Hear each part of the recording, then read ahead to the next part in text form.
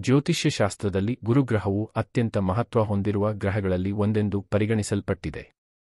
ಒಂದು ವ್ಯಕ್ತಿಯ ಜನನಕುಂಡಲಿಯನ್ನು ಪರೀಕ್ಷಿಸುವಾಗ ಗುರುಗ್ರಹ ಯಾವ ಗೃಹದಲ್ಲಿದೆ ಎಂಬುದು ಆ ವ್ಯಕ್ತಿಯ ಜೀವನದಲ್ಲಿ ದೊಡ್ಡ ಪ್ರಭಾವ ಬೀರುತ್ತದೆ. ವೇದ ಜ್ಯೋತಿಷ್ಯದಲ್ಲಿ ಗುರುವನ್ನು ಗುರು ಅಥವಾ ಬೃಹಸ್ಪತಿ ಎಂದು ಕರೆಯುತ್ತಾರೆ. ಈ ಗ್ರಹವನ್ನು ಜ್ಞಾನ, ತತ್ವ, ಅಧ್ಯಯನ ಮತ್ತು ಸತ್ಯದ ಸಂಕೇತವಾಗಿ ನೋಡಲಾಗುತ್ತದೆ.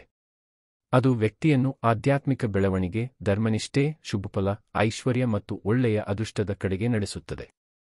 ಇತರ ಗ್ರಹಗಳಿಗಿಂತ ದೊಡ್ಡದಾಗಿರುವ ಗುರುಗ್ರಹವನ್ನು ಅತ್ಯಂತ ಶುಭಗ್ರಹವೆಂದು ಪರಿಗಣಿಸಲಾಗುತ್ತದೆ. ಇದು ವಿಸ್ತರಣೆ, ಸಕಾರಾತ್ಮಕ ಚಿಂತನೆ, ಸಂಪತ್ತು, ನೀತಿ ಮೌಲ್ಯಗಳು ಹಾಗೂ ಆಶೀರ್ವಾದಗಳನ್ನು ಪ್ರತಿನಿಧಿಸುವ ಗ್ರಹವಾಗಿದೆ. ಜ್ಯೋತಿಷ್ಯದಲ್ಲಿ ಗುರುಗ್ರಹದ ಸಾಮಾನ್ಯ ಮಹತ್ವ. ಗುರುಗ್ರಹವು ಜ್ಯೋತಿಷ್ಯದಲ್ಲಿ ಗುರು ಅಂದರೆ ಶಿಕ್ಷಕನ ಪಾತ್ರವನ್ನು ಪ್ರತಿನಿಧಿಸುತ್ತದೆ. ಇದು ದಯಾಮಯ ಮತ್ತು ಶುಭಗ್ರಹವಾಗಿದ್ದು ಅಜ್ಞಾನವೆಂಬ ಅಂಧಕಾರವನ್ನು ದೂರ ಮಾಡಿ ಜ್ಞಾನ ಮತ್ತು ಬುದ್ಧಿಯನ್ನು ನೀಡುತ್ತದೆ. ಬದುಕಿನಲ್ಲಿ ಮಾರ್ಗದರ್ಶನ ಮಾಡುವ ಶಿಕ್ಷಕನಂತೆ ಗುರುಗ್ರಹವು ಸತ್ಯವನ್ನು ಅರಿಯಲು, ಅಧ್ಯಯನದಲ್ಲಿ ಮುನ್ನಡೆಯಲು ಮತ್ತು ಆಧ್ಯಾತ್ಮಿಕ ಬೆಳವಣಿಗೆ ಸಾಧಿಸಲು ಸಹಾಯ ಮಾಡುತ್ತದೆ. ಆದ್ದರಿಂದ ಇದನ್ನು ವಿದ್ಯೆ, ಜ್ಞಾನ, ನೀತಿ ಮತ್ತು ಧರ್ಮದ ಸಂಕೇತವೆಂದು ಪರಿಗಣಿಸಲಾಗುತ್ತದೆ. ಗುರುಗ್ರಹವು ಜೀವನದ ಅನೇಕ ಮಹತ್ವದ ಕ್ಷೇತ್ರಗಳನ್ನು ನಿಯಂತ್ರಿಸುತ್ತದೆ. ಇದು ದೂರ ಪ್ರಯಾಣಗಳಿಗೆ ಮತ್ತು ವಿದೇಶ ಸಂಬಂಧಿತ ವಿಚಾರಗಳಿಗೆ ಕಾರಣವಾಗುತ್ತದೆ. ಉನ್ನತ ಶಿಕ್ಷಣ, ಅಧ್ಯಯನ ಮತ್ತು ಜ್ಞಾನವನ್ನು ಬೆಳೆಯುವಲ್ಲಿ ಇದು ಮುಖ್ಯ ಪಾತ್ರ ವಹಿಸುತ್ತದೆ. ಧರ್ಮ, ಆಧ್ಯಾತ್ಮ, ತತ್ವಶಾಸ್ತ್ರ ಹಾಗೂ ಸತ್ಯದ ಹುಡುಕಾಟವೂ ಕೂಡ ಗುರುಗ್ರಹದ ವ್ಯಾಪ್ತಿಗೆ ಸೇರುತ್ತವೆ. ಇದಲ್ಲದೆ ಐಶ್ವರ್ಯ, ಸಮೃದ್ಧಿ, ಸದುಪಯೋಗ ಹಾಗೂ ಮಾನವೀಯ ನೀತಿ ಮೌಲ್ಯಗಳನ್ನು ಬೆಳೆಸುವ ಸಾಮರ್ಥ್ಯವನ್ನು ಈ ಗ್ರಹ ಹೊಂದಿದೆ. ಗುರುಗ್ರಹವು ವಿಸ್ತರಣೆ ಮತ್ತು ಬೆಳವಣಿಗೆಯ ಸಂಕೇತವಾಗಿದೆ. ಇದು ಬೌದ್ಧಿಕ ಕ್ಷೇತ್ರದಲ್ಲಿ ಜ್ಞಾನವೃದ್ಧಿಗೆ, ಆಧ್ಯಾತ್ಮಿಕ ಕ್ಷೇತ್ರದಲ್ಲಿ ಆತ್ಮಿಕ ಪ್ರಗತಿಗೆ ಹಾಗೂ ಭೌತಿಕ ಜೀವನದಲ್ಲಿ ಐಶ್ವರ್ಯ ಮತ್ತು ಸಮೃದ್ಧಿಗೆ ಕಾರಣವಾಗುತ್ತದೆ. ಅಂದರೆ ಜೀವನದ ಯಾವ ಕ್ಷೇತ್ರವಾದರೂ, ಅದು ವಿದ್ಯೆಯಾಗಲಿ, ಧರ್ಮ, ಅಧ್ಯಾತ್ಮ ಆಗಲಿ ಅಥವಾ ಆಸ್ತಿಪಾಸ್ತಿ, ಐಶ್ವರ್ಯ ಆಗಲಿ, ಗುರುಗ್ರಹವು ಸದಾ ವಿಸ್ತರಣೆ, ಬೆಳವಣಿಗೆ ಮತ್ತು ಅಭಿವೃದ್ಧಿಯನ್ನು ನೀಡುತ್ತದೆ. ಒಬ್ಬರ ಕುಂಡಲಿಯಲ್ಲಿರುವ ಗುರುಗ್ರಹವು ಶಕ್ತಿಯುತವಾಗಿದ್ದರೆ ಅದು ಹಲವು ಶುಭಫಲಗಳನ್ನು ಕೊಡುತ್ತದೆ. ಬಲವಾದ ಗುರು ವ್ಯಕ್ತಿಗೆ ಅದೃಷ್ಟವನ್ನು ಹೆಚ್ಚಿಸಿ ಆರ್ಥಿಕವಾಗಿ ಐಶ್ವರ್ಯವನ್ನು ನೀಡುತ್ತದೆ. ಸಮಾಜದಲ್ಲಿ ಗೌರವ ಮತ್ತು ಮಾನ, ಪ್ರತಿಷ್ಠೆಯನ್ನು ತಂದುಕೊಡುತ್ತದೆ. ವೃತ್ತಿಜೀವನದಲ್ಲಿ ಪ್ರಗತಿಯನ್ನು ಸಾಧಿಸಲು ಸಹಾಯ ಮಾಡುತ್ತದೆ. ಜೊತೆಗೆ ಕುಟುಂಬ ಮತ್ತು ಜೀವನದಲ್ಲಿ ಸಂತೋಷ ಹಾಗೂ ಸಮಾಧಾನವನ್ನು ನೀಡುವ ಶಕ್ತಿಯೂ ಇದಕ್ಕಿದೆ. ಇನ್ನೊಂದು ಕಡೆ ಕುಂಡಲಿಯಲ್ಲಿರುವ ಗುರುಗ್ರಹ ದುರ್ಬಲವಾಗಿದ್ದರೆ ಅಥವಾ ಅಶುಭ ಸ್ಥಿತಿಯಲ್ಲಿ ಇದ್ದರೆ ಅದು ಶುಭ ಪ್ರಭಾವ ನೀಡುವುದಕ್ಕಿಂತಲೂ ಜೀವನದಲ್ಲಿ ತೊಂದರೆಗಳನ್ನುಂಟು ಮಾಡುತ್ತದೆ. ವಿಶೇಷವಾಗಿ ಗುರು ರಾಹು ಅಥವಾ ಕೇತು ಪಾಪಗ್ರಹಗಳ ಜೊತೆಗೆ ಸೇರಿದರೆ ಇದನ್ನು ಗುರು ಚಾಂಡಾಲ ಯೋಗ ಎಂದು ಕರೆಯಲಾಗುತ್ತದೆ. ಅದು ದಾರಿದ್ರ್ಯ, ವಿಘ್ನಗಳು, ದುಃಖ ಮತ್ತು ಅದೃಷ್ಟಹೀನತೆಯನ್ನು ಉಂಟುಮಾಡಬಹುದು.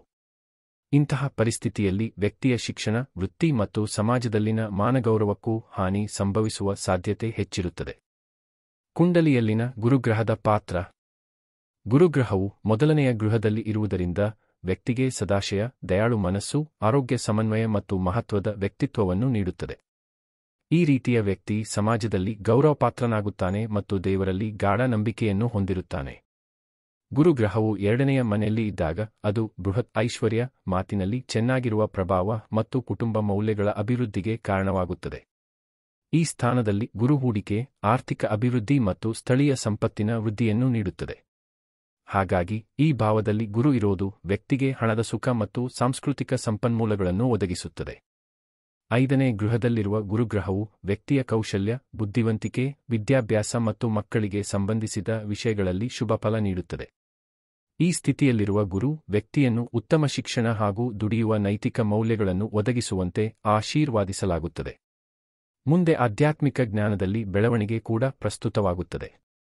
ಏಳನೇ ಗೃಹದಲ್ಲಿ ಗುರುಗ್ರಹ ಇರುವುದರಿಂದ ಅದು ಜೋಡಿಗಳ ಸಂಬಂಧಗಳು, ದಾಂಪತ್ಯ ಜೀವನ, ವ್ಯವಹಾರ ಸಂಗಡಿಗಳು ಮತ್ತು ಸಾಮಾಜಿಕ ಸ್ಥಾನಮಾನಗಳಿಗೆ ಪ್ರಭಾವ ಬೀರುತ್ತದೆ.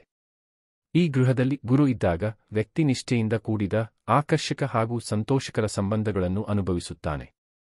ಅದೃಷ್ಟಕರ ಸಾಮಾಜಿಕ ಸಂಪರ್ಕಗಳು ಮತ್ತು ಒಳ್ಳೆಯ ಪಾಲುದಾರಿಕೆಗಳು ಕೂಡ ಈ ಸ್ಥಾನದಿಂದ ಸಿಗುತ್ತವೆ.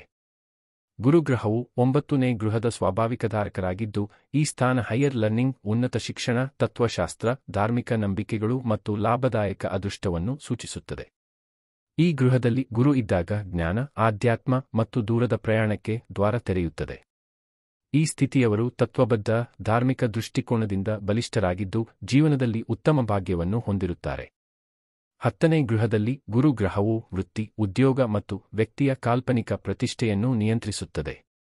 ಈ ಗೃಹದಲ್ಲಿ ಗುರು ಇದ್ದಾಗ ವ್ಯಕ್ತಿಗೆ ಸಮಾಜದಲ್ಲಿ ಗೌರವ ದೊರೆಯುತ್ತಿದ್ದು, ಶಿಕ್ಷಕ, ಯಾಜಕ, ಸಮಾಜ ಸೇವಕ ಹಾಗೂ ಧಾರ್ಮಿಕ ವೃತ್ತಿಗಳಲ್ಲಿ ಯಶಸ್ಸನ್ನು ಕಾಣಬಹುದು. ಆದರೆ ಗುರು ದೋಷಪೀಡಿತವಾಗಿದ್ದರೆ ವ್ಯಕ್ತಿ ಸ್ವಭಾವದಲ್ಲಿ ಅಹಂಕಾರ ಮತ್ತು ಪ್ರತಿಸ್ಪರ್ಧೆಗಳಿಗೆ ಒಳಗಾಗಬಹುದು, ಇದರಿಂದ ವೃತ್ತಿ ಅಸ್ತಿತ್ವಕ್ಕಷ್ಟೇ ಹಾನಿ ಆಗಬಹುದು. 11ನೇ ಗೃಹದಲ್ಲಿ ಗುರುಗ್ರಹವು ವ್ಯಕ್ತಿಗೆ ಲಾಭ, ಆದಾಯ ಮತ್ತು ಸಾಮಾಜಿಕ ವಲಯಗಳನ್ನು ಸೂಚಿಸುತ್ತದೆ. ಈ ಗೃಹದಲ್ಲಿ ಗುರು ಇರುವವರು ಆರ್ಥಿಕ ಹಾಗೂ ಸಾಮಾಜಿಕ ವಶೀಕರಣಗಳನ್ನು ಪಡೆಯುತ್ತಾರೆ. ಅವರ ಬದುಕಿನಲ್ಲಿ ಹಣಕಾಸು ಲಾಭಗಳು ಹೆಚ್ಚಾಗುತ್ತವೆ ಮತ್ತು ಉತ್ತಮ ವೃತ್ತಿ, ಸಂಬಂಧಿತ ಸಂಪರ್ಕಗಳು ಒಯ್ದುಕೊಳ್ಳುತ್ತಾರೆ. ಗುರುಗ್ರಹದ ಪ್ರಭಾವ ಮತ್ತು ದೃಷ್ಟಿ ಆಸ್ಪೆಕ್ಟ್ ಜ್ಯೋತಿಷ್ಯದಲ್ಲಿ ಮಹತ್ವಪೂರ್ಣವಾಗಿದೆ. ಗುರುಗ್ರಹವು ವಿಸ್ತರಣೆಯ ಮತ್ತು ರಕ್ಷಕತ್ವದ ಸ್ವಭಾವವಿರುವ ಗ್ರಹವಾಗಿದೆ. ಅದು ತನ್ನ ಸ್ವಂತ ಮನೆ ಸೇರಿದಂತೆ 5ನೇ, 7ನೇ ಮತ್ತು 9ನೇ ಮನೆಗಳ ಮೇಲೆ ತನ್ನ ದೃಷ್ಟಿ ಹಾಕುತ್ತದೆ. ಈ ದೃಷ್ಟಿಯ ಪರಿಣಾಮವಾಗಿ, ಅಂದರೆ ಗುರು ಯಾವ ಮನೆ ಅಥವಾ ಗ್ರಹವನ್ನು ನೋಡಿದೆಯೋ ಅಲ್ಲಿ ಅದರ ಗುಣಗಳು ಹೆಚ್ಚು ಶಕ್ತಿಶಾಲಿಯಾಗುತ್ತವೆಯಾ? ಮನೆ ಅಥವಾ ಗ್ರಹಗಳ ಬಂಧಗಳಲ್ಲಿ ಉತ್ತಮ ಗುಣಗಳು ಹೆಚ್ಚಾಗುತ್ತವೆ ಮತ್ತು ಆ ಬದುಕಿನ ಕ್ಷೇತ್ರದಲ್ಲಿ ಸಕಾರಾತ್ಮಕ ಬೆಳವಣಿಗೆ ಸಂಭವಿಸುತ್ತಾರೆ.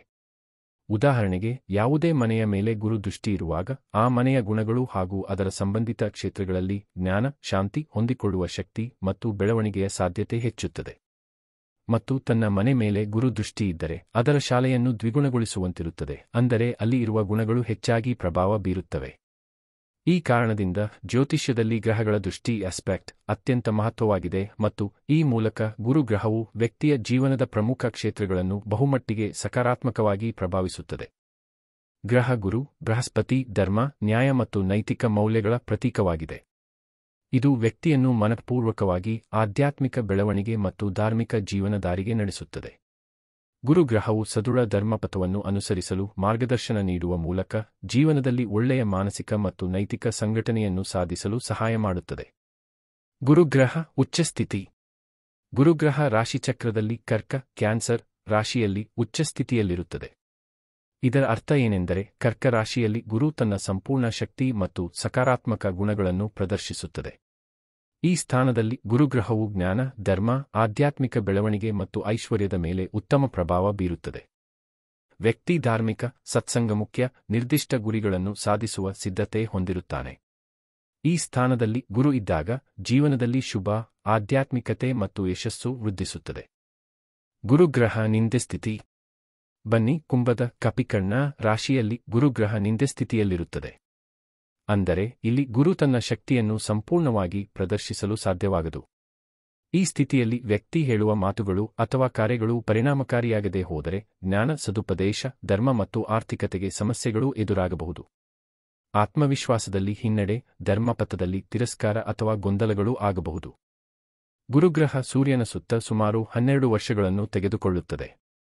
ಈ 12 ವರ್ಷಗಳಲ್ಲಿ ಇದು ಪ್ರತಿ ರಾಶಿಯಲ್ಲಿ ಸರಾಸರಿ 1ನೇ ವರ್ಷ ಕಾಲ ಇರುವುದರಿಂದ ಪ್ರತಿಯೊಬ್ಬ ಜನ್ಮಕುಂಡಲಿಯಲ್ಲಿ ವ್ಯಕ್ತಿಯ ಜೀವನದಲ್ಲಿ ಗುರುಗ್ರಹವು ಹೀಗಾಗಿಯೇ ಪ್ರಭಾವ ಬೀರುತ್ತದೆ.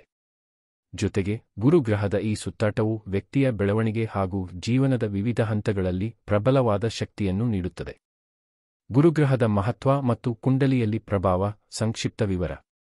ಗುರುಗ್ರಹವು ಬೆಳವಣಿಗೆ, ಜ್ಞಾನ, ಧರ್ಮ ಮತ್ತು ಐಶ್ವರ್ಯದ ಪ್ರತೀಕ ಹಾಗೂ ಸಂಕೇತವಾಗಿದೆ. ಕುಂಡಲಿಯಲ್ಲಿ ಗುರು ಯಾವ ಮನೆ ಅಥವಾ ಭಾವದಲ್ಲಿದ್ದರೂ ಅದು ಆ ಜೀವನದ ವಿಭಾಗದಲ್ಲಿ ವಿಶಿಷ್ಟ ಪ್ರಭಾವ ಬೀರುತ್ತದೆ. ಉದಾಹರಣೆಗೆ, ಹಣ, ವಿದ್ಯೆ, ವೃತ್ತಿ, ಸಂಬಂಧಗಳು ಮತ್ತು ಆಧ್ಯಾತ್ಮಿಕತೆ ಎಂಬಂತಹ ಕ್ಷೇತ್ರಗಳಲ್ಲಿ ಗುರುಗ್ರಹದ ಸ್ಥಿತಿ ಆ ಪ್ರಭಾವವನ್ನು ಸೂಚಿಸುತ್ತದೆ. ಬಲವಾಗಿ ಕುಂಡಲಿಯಲ್ಲಿ ಇರುವ ಗುರುಗ್ರಹವು ಅದೃಷ್ಟ, ಶ್ರೇಯಸ್ಸು ಮತ್ತು ಒಳ್ಳೆಯ ಬೆಳವಣಿಗೆಗಳನ್ನು ನೀಡುವ ಒಂದು ಶುಭಗ್ರಹವಾಗಿರುತ್ತದೆ. ಈ ಶಕ್ತಿಶಾಲಿ ಗ್ರಹವು ವ್ಯಕ್ತಿಯ ಜೀವನದಲ್ಲಿ ಜ್ಞಾನವನ್ನು ವೃದ್ಧಿಸಿ ಸಕಾರಾತ್ಮಕ ಮಾರ್ಗದರ್ಶನ ನೀಡುತ್ತದೆ. ಆದರೆ ದುರ್ಬಲ ಅಥವಾ ದೋಷಪೀಡಿತ ಗುರು ವಿವಿಧ ಸಮಸ್ಯೆಗಳು ಮತ್ತು ಅಡಚಣೆಗಳನ್ನು ತರಬಹುದು. ಇಂತಹ ಪರಿಸ್ಥಿತಿಗಳಲ್ಲಿ ಸೂಕ್ತ ಪರಿಹಾರಾಂಶಗಳು ಅನುಸರಿಸುವುದು ಅಗತ್ಯ. ಒಟ್ಟಿನಲ್ಲಿ ಗುರುಗ್ರಹವು ಜೀವನದ ಎಲ್ಲಾ ಪ್ರಮುಖ ಕ್ಷೇತ್ರಗಳನ್ನು ಬೆಳಗಿಸುವ ಒಂದು ದರ್ಶನ ಮತ್ತು ಪ್ರಬುದ್ಧತೆಯ ದೀಪವಾಗಿ ಕಾರ್ಯನಿರ್ವಹಿಸುತ್ತದೆ. ಇದರಿಂದ ವ್ಯಕ್ತಿಯ ಜೀವನದಲ್ಲಿ ಧರ್ಮ, ಧುರೀಣತೆ ಮತ್ತು ಸಾರ್ಥಕತೆ ಹೆಚ್ಚಿಗೆ ಮೂಡುತ್ತದೆ.